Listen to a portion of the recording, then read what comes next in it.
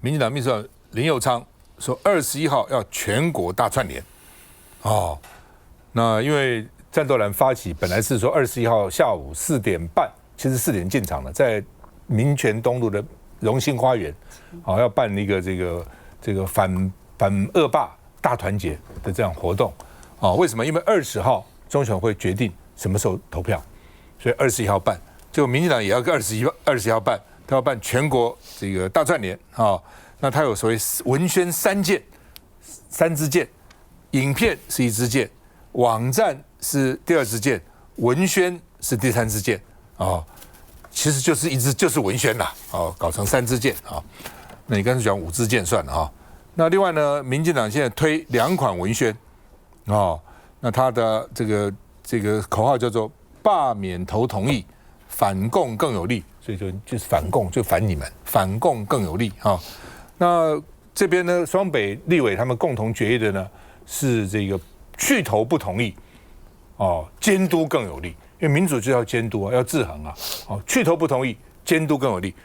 其实这个是双北的立委是先喊出来的，文献上都有了。然后呢，他们学这个国民党叫罢免投同意，反共更有力那基本上呢，这个说呢，邱意莹还率队要去花莲呢，要罢免傅崐萁，瞄准罢免傅崐萁那另外呢，这个联合报的评论是说，罢免已经到收割期了，因为都进入二阶段进入3罢，民进党也不演了就是反正我就是要介入，反正3件原来是讲说什么民间团体在前面什么，现在讲的都是骗人的其实在后面就是民进党好吧，我们看一下，凑数通过2阶的门槛。这个行为其实根本就是施行诈术的，中选会不应成为瞎眼的无良裁判。被罢团锁定的新竹立委林思明开记者会，秀出2阶连数数字，不满中选会迟未公布补件时间，是在替罢蓝委团体争取时间。合格的联署书只有22131件，根本没有达到2阶10%的法定门槛。这样子的一个宣告，应该可以构成渎职的我想我会保留法律追诉权，不排除要采取法律行动，但中选会强调所有程序均依法办理，并未有任何拖延情势。而在罢免主旋律情况下，中选会6月20号将公布约26件立委罢免2阶结果，预估投票时间7月10号到8月19号都有可能。而国民党战斗蓝全力对抗。北基联合反罢免团结大会，除了被罢免的台北、新北、基隆立委到场外，党主席朱立伦、馆长陈之汉、民众党立委张启凯也会站台助讲。只是同一天，民进党也转换角色，正面迎战。罢免投同意，反共更有力。喊口号外，释出罢免文宣影片。6月21号早上10点钟，将在全国罢去的党公职过去从旁协助，将带着罢团串联站路口。只是根据台湾民意基金会民调，有57.7%的民众不赞成大罢免。所有的党公职的客厅会，还有接奖的一个行动，提前来启动，会有超过200面的这个看板将会陆续的上架。蓝绿鸣枪启动，双方陆战进入白热化。洪杰兄罢免你们跟反共有什么关系？很大的关系这就是赖清德我跟你讲，从台南到当总统，到当行政院没有变，他就先猛。你看我咨询的时候，我要讲到说两岸怎么做，那你现在要开放什么蒋议员你不能替中国恭维，是这样的，你不要帮中国讲话。我讲停，你一个讲一遍上来替中国恭维，你如果没有把它打回去这帽子就扣在你身上了。好，你看他现在找在野党主席来，对国家要有忠诚，忠诚是谁在定义？你我他，我们2300多万人，谁对中华民国没有忠诚？你赖清德不忠诚啊！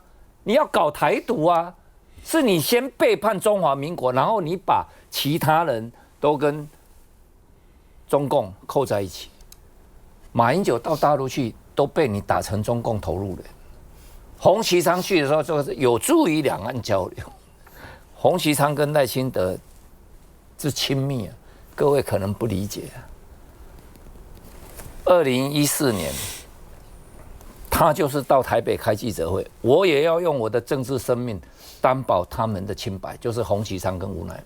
赖清德担保了，所以他担保完了，隔天我用我的政治生命担保他们两个不清白啊，那就对上了。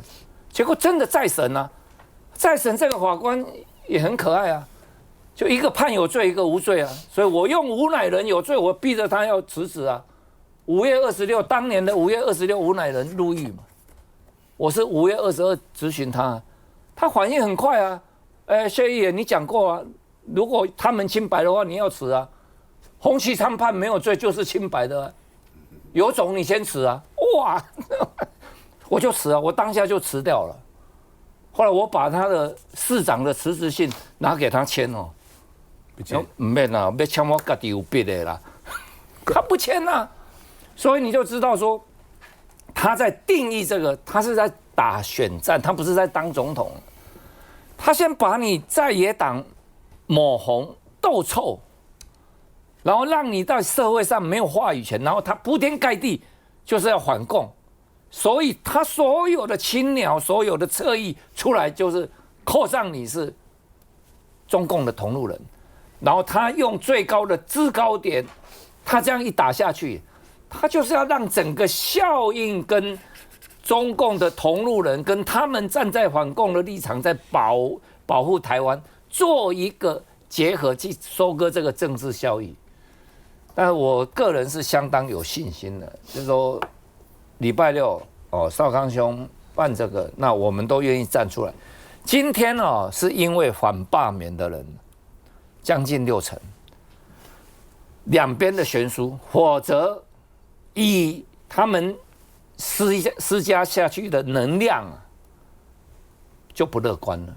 那是因为大概6-4啊，所以他们这样积极的动员、积极的催票，那么相对的，我的乐观是来自于他们这样积极的催票，因为他掌控了将近90%的媒体啊，所以铺天盖地下去以后，我们接触到的人都说，现在都点不出声，这个我们就得到很大安慰了，而尤其很多支持民进党的。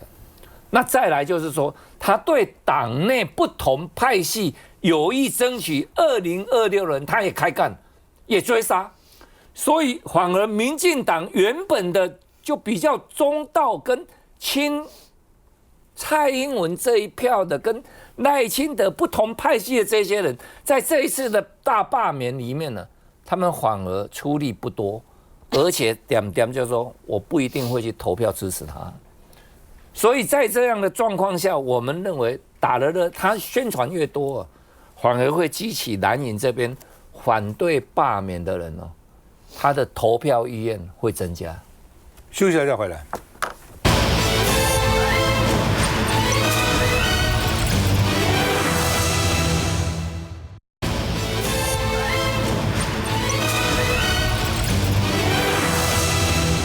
好，那么曹先生因为在他今天脸书有说呢，徐小青不敢跟他辩论，结果徐小青呢立刻在他的脸书下面说呢，昨天我就公开说了，来辩论了，我在这里等你，随时奉陪，来吧，不要到时候像去国民党门口这个闹场一样，苗头不对就跑了。徐小青已经来啊，来辩了，那。就像刚刚龙介兄讲的一样，其实徐小青当然要接嘛。为什么？因为现在反正绿营的要罢蓝营的，民进党要罢蓝营的群众支持度已经到了顶了，90%都会去投票嘛。你所有的民调，你赞不赞成罢免国民党委员？赞成的人，你会不会去投票？90%都要投啊。反对的这60%要投啊。就反对如果都出来就罢不成了，反对如果不出来。就罢成了，就这么简单嘛。所以既然绿的已经到了顶了，你曹先生再怎么讲就是顶了嘛，就是这样子的嘛。那曹先生是徐小青的罢免的领衔人嘛。那对徐小青来讲，你越罢越强烈对立，徐小青越占便宜，他完全不吃亏啊。他要吹到7成5就过了。对啊，他只要你要辩，而且徐小青口才也不错嘛，对吧？反应也蛮快的嘛。好，到时候只要我跟你辩。没有关系，你的人支持你说你好，我的人支持我说的好，只要说我好的人增加了就好了。对徐小新来讲，他没有什么赔的，对，变什么怕什么，完全不怕嘛啊。所以呢，基本上呢，徐小新应战了，说来吧，啊，要变就来变吧，哦。那事先徐小新有问我们了，说中广愿不愿意办？我说办啊，为什么不办呢？中广电台就办啊，有些媒体可能不敢办，我们就办啊，有什么不敢办的呢？来，小董。对啊，当然，其实你就是要打到底。现在为什么很多人对国民党或朱立伦很不满？就是说好像没有什么动作啊，被人家一路弄到底啊，对不对？然后现在有些人被关，有些人被起诉，就觉得你到底在干嘛？那其实国民党一直需要有人出来战斗哦，这个战斗就是你要让大家觉得说我们是很积极，我们敢勇于去对干嘛。过去我们在跑新闻的时候，民进党一直是在野哦，甚至那时候民进党都还没成立，民主靠制衡，制衡靠党外哦。那大家可以看到，你聚集了多少力量？那国民党现在很多动作让人家觉得你不像在野党啊，你现在是在野，街头就是你的。那台湾哦，没有一个地方像台湾哦这么让人家瞧不起的。台湾一堆年轻人既然挺执政党，全世界年轻人都是反执政党的，都全世界的街头都是属于在野党的，在台湾完全不一样。台湾的媒体都在监督在野党，在吹捧执政党，更不可思议。因为民进党掌握太多资源敢去用，赖清德是一个高度有自卑感的人啊！哦，你知道，你一个万里一个小小的渔村哦。能够有考上建中那是不得了。如果在我们金门，那能够有一个考上建中都不得了。一个县，不要讲他一个乡，赖清德是有多少乡人对他有多少期望，结果他考进台大，他考进农学院了，不是医学院了。后来他转去医学院，复健科啊。好，招大哥你就知道那个年代，你的同学你在医学院，你的同学都是医学系，都是老沈这种人呢。那个脸色无光啊！我告诉你，那种自卑感叫，所以他后来一直要哪个医生就跑去成大，他的医生是成大学士后的，他心里的那个扭曲哦，我告诉你，真的你想都知道，这么多年来你从政当过这么多重要的位置，请问你对你的故乡万里有任何贡献吗？没有，像我们还可以讲说，我们常会替金门讲话，大家到金门去旅游去干嘛？对不对？多多少少。小董的家在金门是旅游景点，导游都会说：“哦，这是这个董志生的家。”真的。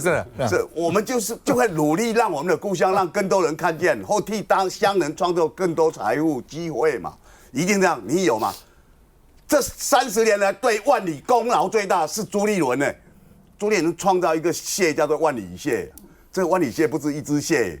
3种蟹是3种蟹，把它合成万里蟹。现在只要吃蟹时间到，大家都去那里跟万里产生了邂逅，对不对？大家可以看到了嘛？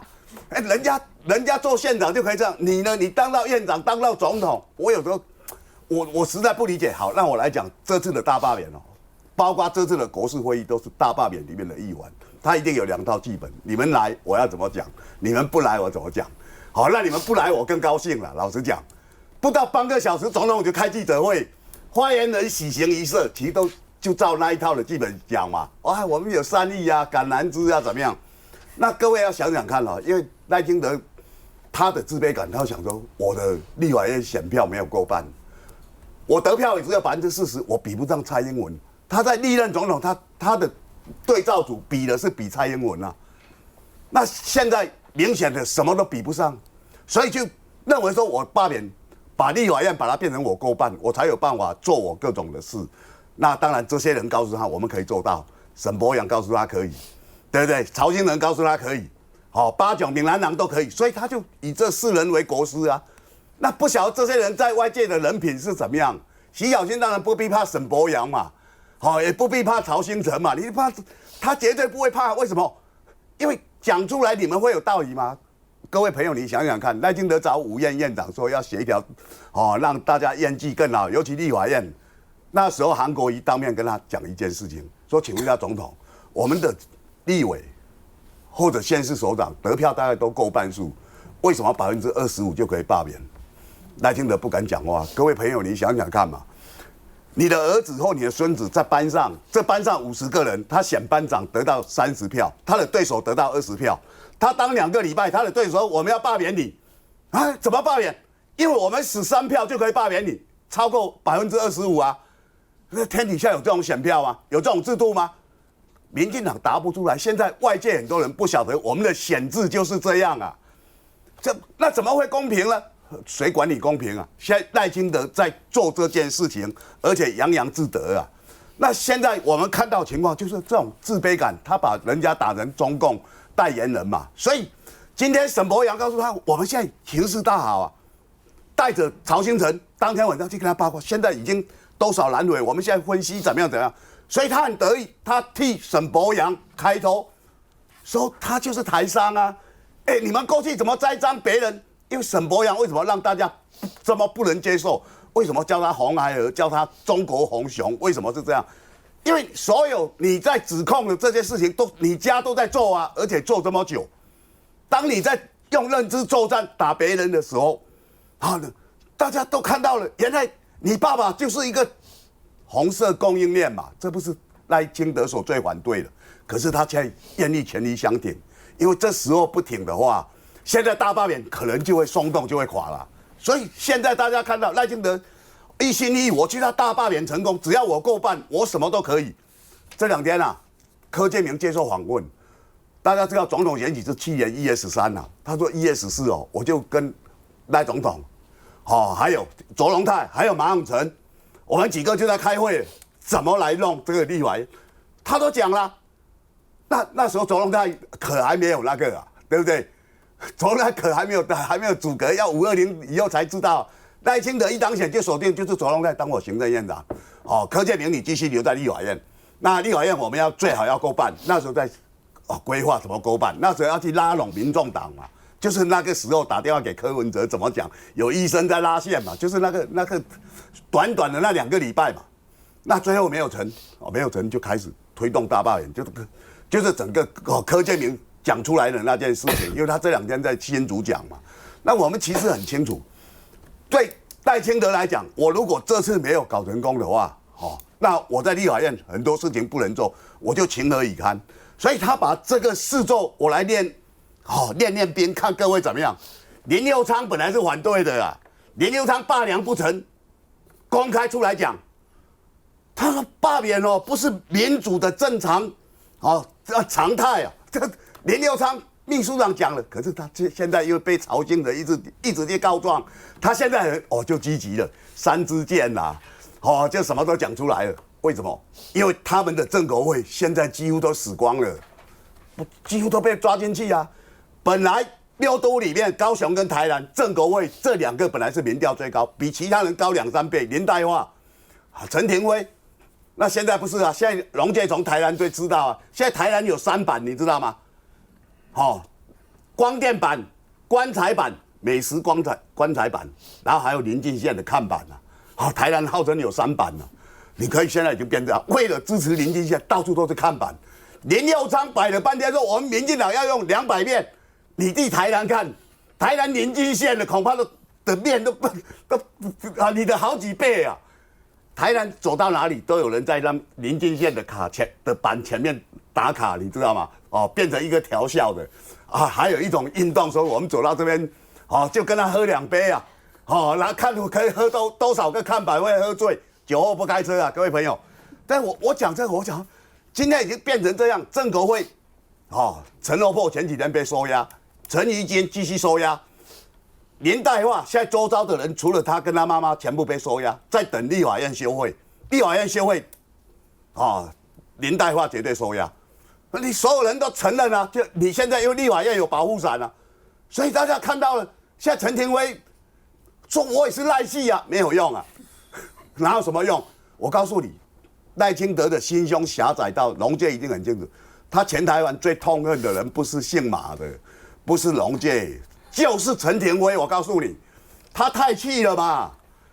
我过去要让邱丽丽上你妹妹，你们这个派系正国会居然背叛我，去跟谢龙介合作，对不对？真的啊！你怎么跟郭信良合作，把我搞垮了？台南怎么可以这样？他的愤怒跟那种不满一直延续。各位一定要相信，一个人的品格还有那种心胸他影响到他施政。现在我讲一句最重要的话，赖清德是台湾最大的国安危机，因为他这种心胸啊。休息一下再回来。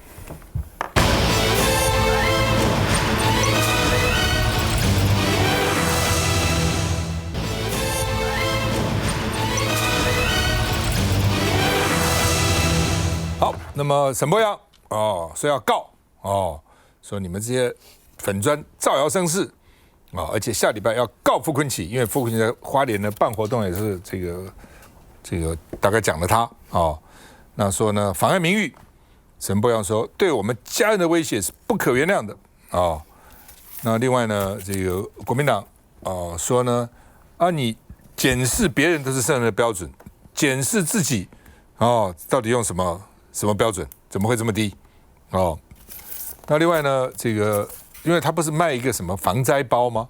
别人就讲说你这个防灾包怎么卖那么贵，1380块人家花莲都不要钱，他说花莲是纳税人的钱然后呢，这个他说我不是淘宝货，所以呢我成本比较贵所以要卖那么贵另外呢，这个民进党说呢，这个你们是故意要摧毁沈伯洋及黑熊的公信力民进党发言人吴峥这样说了那另外呢，沈伯洋说花莲不要钱，纳税人买单那所以徐榛蔚就说你这个事说这个以小人之心度君子之腹所以呢不必理你那另外呢，这个国民党笑黑熊是救难包界的爱马仕贵了，所以难怪沈伯洋说中国打过来很有帮助，搞了半天国民党笑他说有帮助，意思说能够出卖这些救难包了看一下。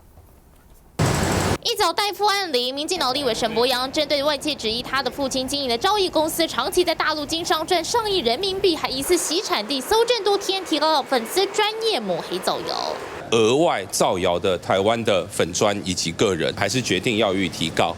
今天再提告，又再澄清一次，所以对我来讲事不过三。说什么洗产地啦，17亿啦，如果再持续下去，我们都会一并加入到这一次提告的范围。不过，如今沈伯洋也成了在野党的目标。创办的黑熊学院出了1380元的灾难包，也被痛批市值顶多400-500元，根本赚灾难财。中国红熊救难包，救难包中的爱马仕，一个价值1380元，却被人家发现内容物以批发价可能仅仅是300元，装得满满的空气里都是台湾价值。我们所使用的，要么就台湾制要么就日本制。它光是那个绿水头本身就要480元。那我们今天整个里面包含那个有超过10样的东西是1380那这样的一个价格呢，其实是非常非常的优惠。很实惠的话呢，就是果然家里是做贸易商的很会赚钱不简单只是花莲县府这动作是不是也在偷酸沈伯洋？脸书写下认同花莲免1380元救护包是免费发放。花莲县政府绝对没有任何的政治的意义。我想有一些人以小人之心度君子之腹。我觉得这个花莲县政府当然呢，这个对政府的财务可能是有一点误解。所以今天你用纳税人付的钱，然后用0元给了一般民众，竟然敢讲说这个是完全免费的。沈伯洋多方回应，战场一个接着一个开。花莲因为那边地震风灾比较多了，所以他必须要让，而且事实上已经造成好几次的这个灾难嘛来，玉敏。我觉得没有比较就没有伤害这个沈伯洋在这一波当中我觉得他受伤蛮惨重的，因为他向来标榜这个抗中这个黑熊学院抗中冲第一，结果被发现说他父亲在中国大陆，然后还用中国台湾去登记，就是他不是说都不可以矮化吗？中国台湾也是接受了，然后在那边做生意还赚了那么多的钱。那个被发现之后，他们一直在熬，他说这个是在帮这个中国大陆，不是在赚中国大陆的钱，不是赚人民币赚的都是美金，就是越描越黑这样子。然后是贸易商就是贸易商嘛，我觉得承认就好了。但是呢，显然这个沈伯洋心有不甘因为这一波的确有网络上非常多批判他的，还有包括他父亲的很多就是都来了，所以他今天就采取用以送纸棒就希望说这些本专不可以再传了，没有17亿，什么都没有这样子。但是呢，一波未平一波又起，我只能这样讲。然后现在又被发现说，你这个爱马仕包，你这个黑熊防灾包要1380这么贵那现在资讯都很透明嘛。最先讲的是一个医师他说这个棉花棒、绷带什么加一加，他说大概就是400块的价值怎么会就是如果标榜是爱国嘛哈，防灾黑熊学院，那怎么还会高价就是卖给一般民众？那刚好又有花莲的这个对照组哦，花莲县政府因为这个他们觉得这个防灾意识很重要。刚刚大家可以看到那个包还很大，红色的包很显眼，里面也蛮多东西的。那这个花莲县政府照顾花莲县民是不用钱的。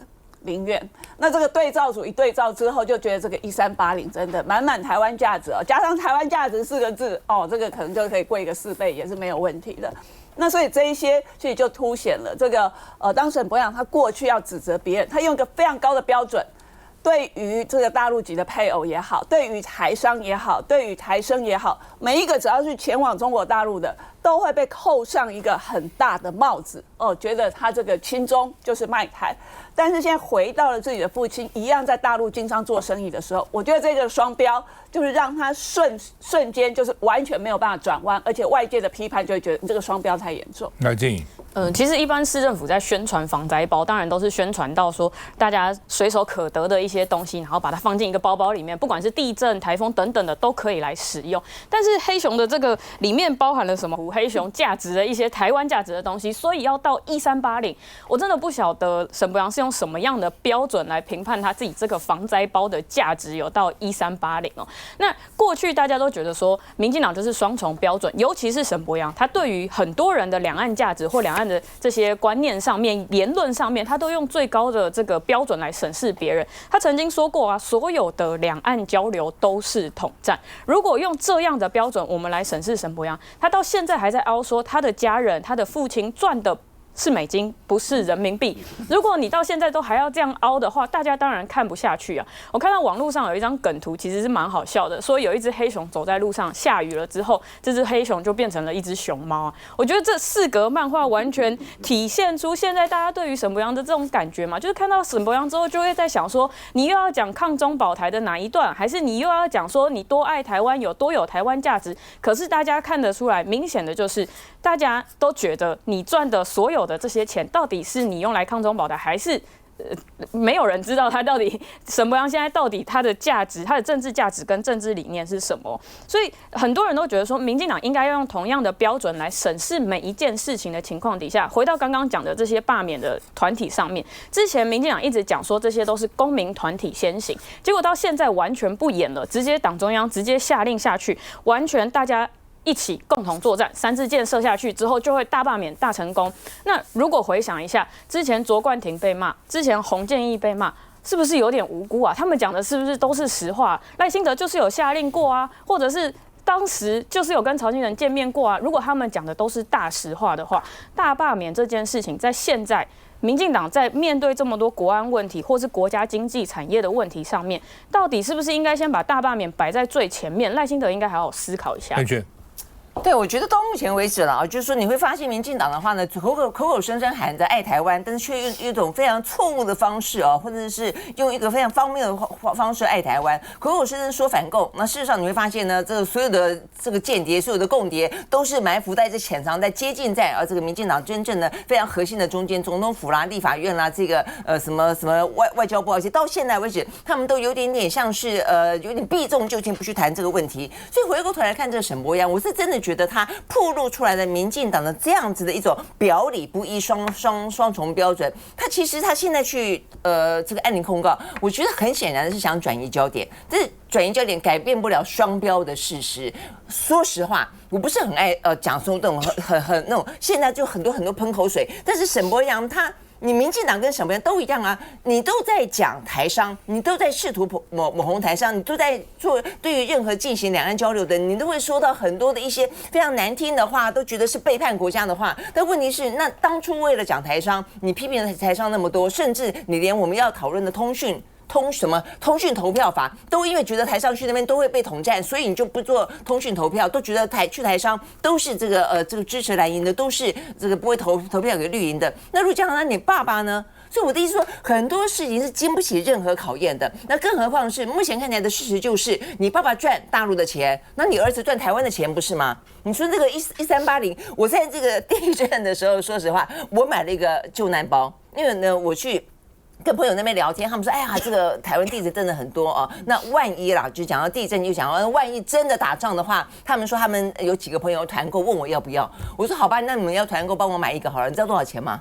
淘宝300块，里面呢有手电筒啦，有哨子啦，有雨衣啦，还有一种我还从来没有看过，有一种反光的那个塑胶布。他说呢，当你如果去逃难的时候呢，万一让他们找不到你，穿起反光的，然后在深夜里面，他就会找到你，就可以把你救出来之类的。还有一些什么面包、干粮，就很多东西在里面啦。我是不晓得他那个有多豪华，是不是到1380的爱马仕版本啦？那我觉得我那个也还不赖啊。所以我到现在为止，我都放在我的床头，想说万一地震的时候需要的时候啊，但当然你还带点证件啦哦。但我的意思就是说，这个部分的话，那你这个1380是怎么定价的？还有一个。所以过去这段时间，我一直在问我朋友有没有收到。我在我的 LINE 上面有一段，他们现在都会下广告。我已经连续2个礼拜都看到黑熊学院在打广告，打什么广告呢？教你怎么样子避难。教怎么避难，不是政府该做的事情吗？不是内政部该做的事情吗？不是我们的救难总署该做的事情？要收费耶！一堂课2000多块钱。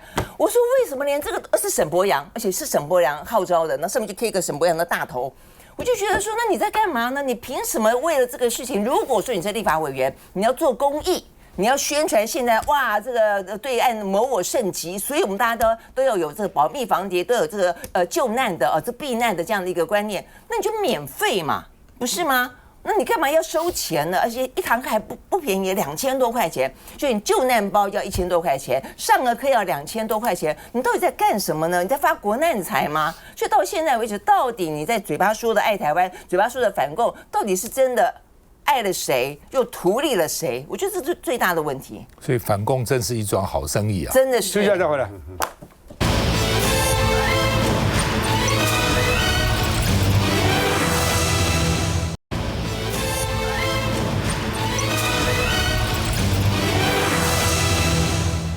台南前副市长的儿子叫严大军，涉嫌吸金上亿，法院裁定收押禁见啊。那他自己说赖清德是我干爹哦。那然后呢，这个因为总统是干爹啊，这个当然有吸引力啊。他后来事发后想从高雄小港机场跑掉，跑不成，在安平落网。安平也是个港啊，所以是不是空中跑不掉，想走海路啊？那因为他爸爸叫严纯佐了哈，他儿子叫严大军被逮了以后呢，警察就通知爸爸妈妈说你儿子被我们抓了。他爸妈还说是不是诈骗集团来骗他？所以你看这台湾诈骗到什么地步哈？那另外呢，这个道歉啊，说父子也都哭了啊，被抓以后哭了哈。那另外呢，这个他说他没有打着爸爸或总统的名号吸金，那他为什么跑呢？是要出国散散心啊？那另外呢，这个苹果的独家是说呢，他喊赖清德是我干爹，自家的员工都骗，然后呢，生活奢侈酒池肉林，一个月可以花掉300万，很多人1年也花不了多少钱啊，一个月花300万哈，一个月能花30万，其实都很多了，300万哈，很多人一个月只能赚3万4万这样哈。那因为他说爸爸这个干爹是总统啊，所以呢，他说地方人士说呢，这个严春佐好几次替儿子擦屁股啊，那说得知他吸金欠债呢，一点都不意外，这国民党的民代说的哈。那另外呢，有的地主呢，有债主呢，气到制作海报还钱哦，然后制作海报哦，这个把这个相片都这个抛出来哈，说他政治信用已经全部烧光，原来父执辈还想帮他铺路选台南市议员呢哈，所以联合报的黑白记说总统是我干爹啊，哦，这是赖清德本命区啊，搞得乌烟瘴气。我们看一下。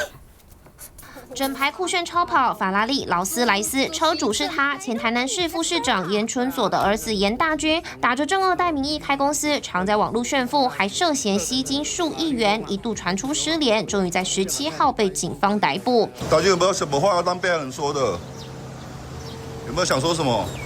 黑衣黑帽黑裤，面对镜头不发一语，被上铐带回刑大侦讯时，穿的这件橘色背心有台南市刑大特别印制的防诈专线165，但严大军涉嫌吸金诈骗案，金额高达1亿5千万，形成对比。我们也是在等他愿意出面处理这样啊。我们下一步当然是要跟他就是我们只是想要把钱拿回来，对啊，我们也只是想要这样而已。他被限制出境了，各位债主不要怕。11号下午，严大军被债主直击，打算从小港机场潜逃，被禁管拦下。事后失联近1周。17号深夜，警方在台南安平区发现他一个人行走在汽车旅馆外，穿黑帽黑裤，轻装打扮，没有名牌加身。落网后跟警方说，身上只剩15000元。落跑期间压力大，吃不好睡不好，还暴瘦5公斤，甚至一度低血糖、晕眩、跌倒受伤。5月份已掌握此情资，并主动会诊各分局报案资料，成立专案小组。6月17日22时许，在台南市安平区查获到案。父亲严纯佐的诊所周三下午休诊，不过从上周就有被害人在诊所附近张贴海报，要求出面还钱。而警方目前共接获5人报案，每人损失金额从数百万到数千万元不等。依照银行法侦办中，呼吁受害者出面提告。来，这个龙先生，这是你的专门啦，台南还想哪？他爸爸严纯佐是这样，跟赖清德其实有很多的恩怨情仇啊。他会叫干爹，是因为他结婚之前，就是说年轻的时候，那父子辈，你赖清德为了跟许天才还有苏焕智争2010年的初选，打得不可开交，一个现任的县长，一个现任的市长，他只是一个立委。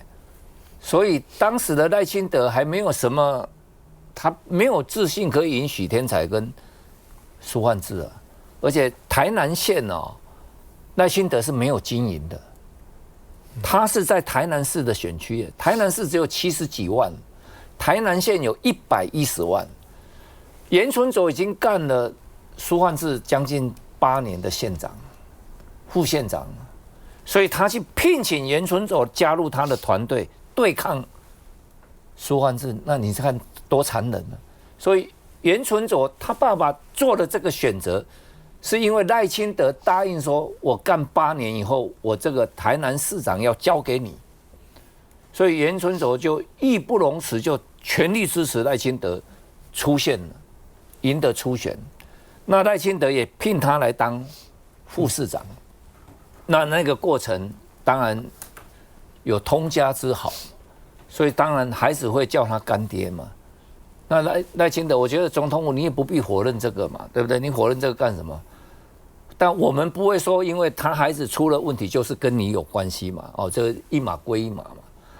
可是到了2018年，你要了解哦，严纯佐他在台南没有什么杂音呢，医生嘛。然后他做人也是四平八稳啊，人好嘛。